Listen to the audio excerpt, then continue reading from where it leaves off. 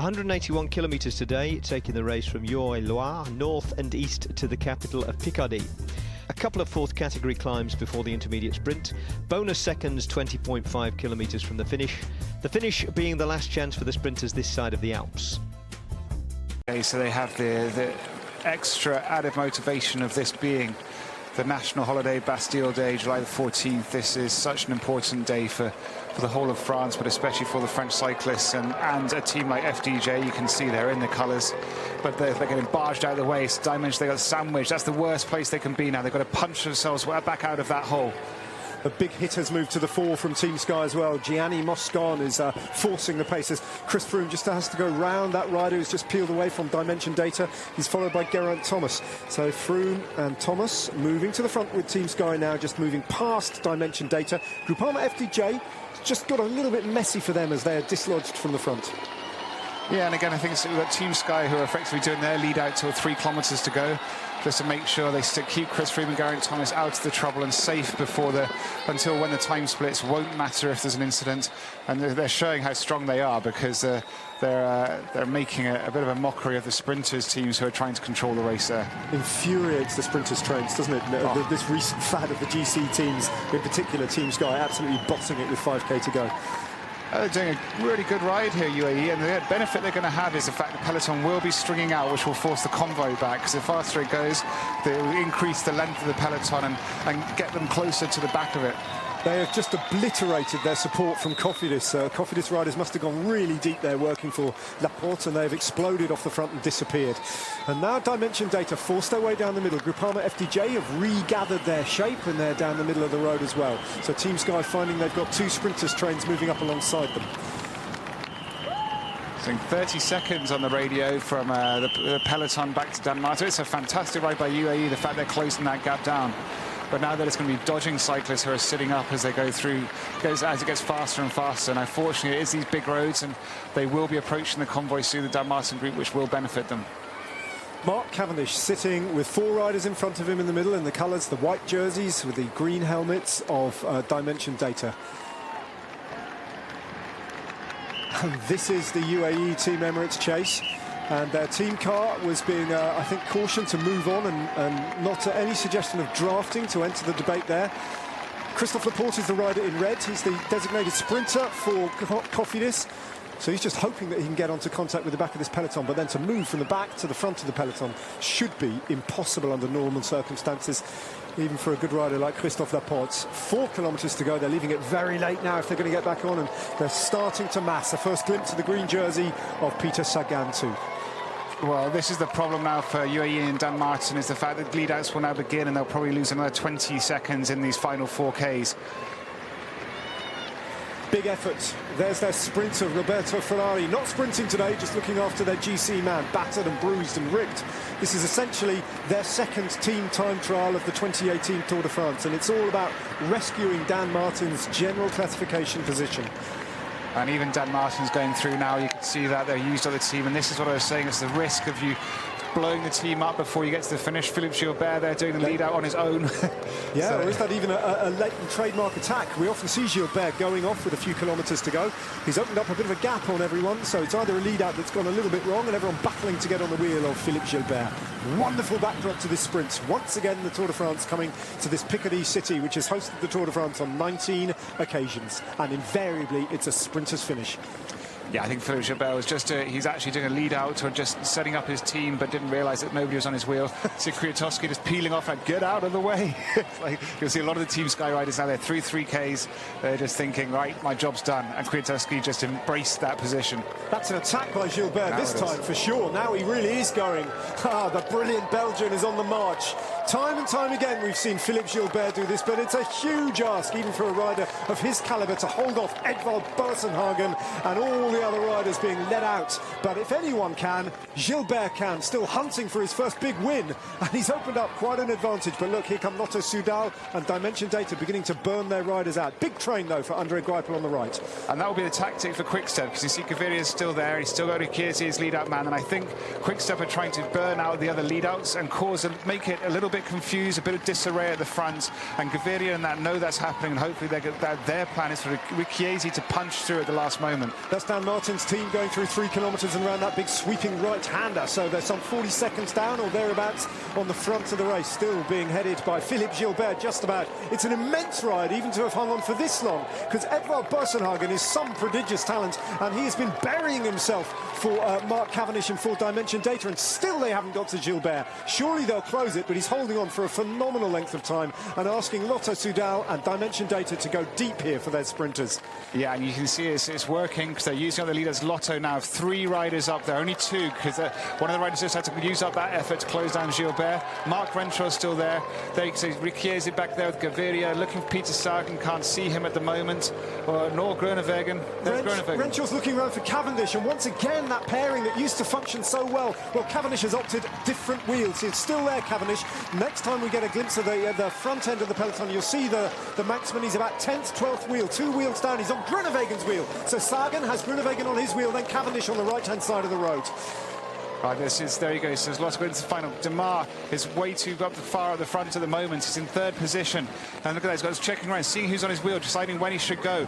And he's going to be left up there. He's got one teammate left in front of him. Now he's going to have to let him try and jump on the other wheels as they come by him, because he can't rely on his teammate there. Watch this big lead out coming from the white jersey of Sundkra Anderson. He's got Nikias Arndt on his wheel. Sunweb suddenly and in the mix now. But Arnaud Demar now on the middle of the road. He's still got Guarnieri trying to lead him out. Where's Demar? They're looking around for Demar. Greipel's on his wheel. There comes Cavendish. Watch out for Gaviria now, looking for room on the barriers. Sagan hits the front. Groenewegen's in the mix, bumping and grinding there. Headbutting from Gaviria into Greipel. Greipel's on the wheel of Sagan. Gaviria is boxed out. Cavendish is nowhere. Groenewegen now switches to the right-hand side of the road. Big acceleration. Groenewegen, Greipel. I think Groenewegen takes it and makes it 2 out of 2. And that sprint had just about everything going on. Physical, powerful, but the same result from this wonderfully talented Dutchman. Yeah, and I think actually Quickstep ended up paying for causing that confusion and mixing up the lead-outs, because look here, Gaviria trying to come through. Oh, wow. And him and Greipel just shoulder to shoulder. Look, that's the track rider in Gaviria coming out, because, I mean, that takes a lot of skill to be able to hold your bike up and do that. Look at Groenewegen's finishing pace. Well, I think Peter Sagan might find himself in 3rd place, because I think Gaviria might get a penalisation for that, at least put to the back, because the first, OK, he was looking after himself, but the second one, that was aggression. Well, here comes the Dan Martin group. He's almost going to double his disadvantage in the general classification. A really bad day for Dan Martin. His team have done everything that they could, but essentially with that crash, he was put in checkmate. Nothing wrong with the service he got his team, nor from his form. It's just the crash that put paid to him there. But this man, 2 times in a row, Groenewegen has proved to be the best of the pack. The commissaires were more interested in what was going on behind Groenewegen, or actually just ahead and to the left of him when it took place.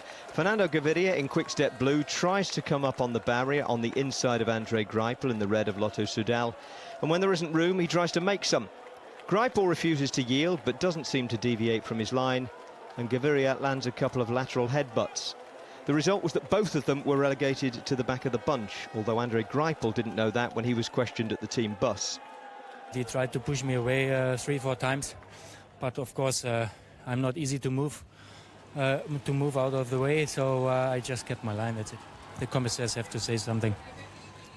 Do you think the commissaires will do anything? It's not up to me. I think there are enough TV pictures, there are video referees to judge something, and I'm for the moment just disappointed.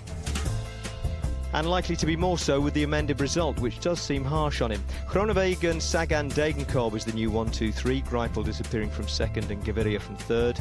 Then it was Alexander Kristoff, Arnaud Demar, the top-placed Frenchman on Bastille Day in 5th, and Mark Cavendish up from 10th to 8th. What can you do? You know, another mechanical problem, like chain come off 250, you go, but at least it saves me having to think of excuses, you know what I mean? So you just, yeah, I was in the perfect position there. I was pretty happy. Like, come around that corner with 3 to go, we knew it was pretty sketchy. But when everyone was losing both wheels, you know, I lost my lead out, man. But I was all right, you know. Seeing everyone round with 1-2 lead out, man. I thought I'm probably better here than having just 2 guys in front of me, because I'll come up a bit short. Where's Groenewegen? When's Groenewegen? There he is. Boom, got to go, chain off. Got it back on, by which point they were already gone, but I'm pretty happy with that. The team was good, felt good. Yeah, keep nearly swearing, but it's ITV, daytime TV, innit? So yeah, that's how it is. Most of the favourites finished in the main field on the same time as the winner, the field being 93 strong with Greipel and Gaviria 92nd and 93rd. Dan Martin came in along with fellow crash victim Julian Alaphilippe, having lost a minute 16. And here's the crash from inside the thick of it. You can see Tony Martin flying through the air, then Dan Martin getting up and immediately looking for his bike. Tony Martin went to hospital with a head wound, among other injuries. Dan Martin headed for the on-site X-ray van at the finish, and when he came out he spoke to Daniel. So Dan, what news can you give us?